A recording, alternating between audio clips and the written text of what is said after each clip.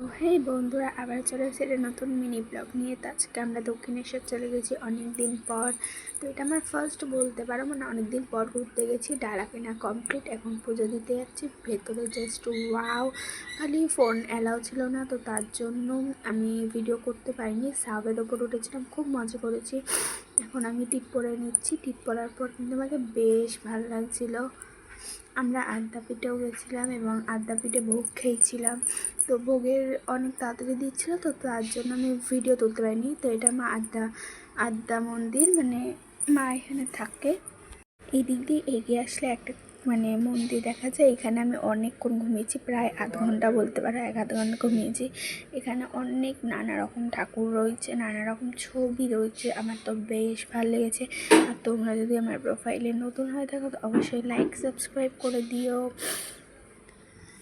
তো তোমরা দেখতে থাকো পরপর, খুব সুন্দর। আমরা ওখান থেকে ভোগ খেয়েছিলাম, ভোগটা জাস্ট অসাধারণ।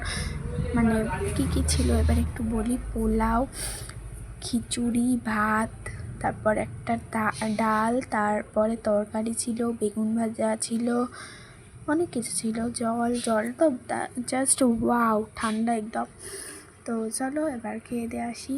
এই যে এখন খাওয়া দাওয়া কমপ্লিট, এখন আমরা বসতে যাচ্ছি। একটি শিব ঠাকুর আছে, এই যে শিব ঠাকুরের মন্দিরের নিচে আমরা এখন বসছি। খুব ঠান্ডা জায়গাটা, জাস্ট আমার অসম লেগেছে, বিশাল ভালো লেগেছে। তো যাই হোক, তোমরা কিন্তু আমার লাইক সাবস্ক্রাইব করে দিও চ্যানেলটাকে। তো আজকের মতন টাটা, বাই বাই।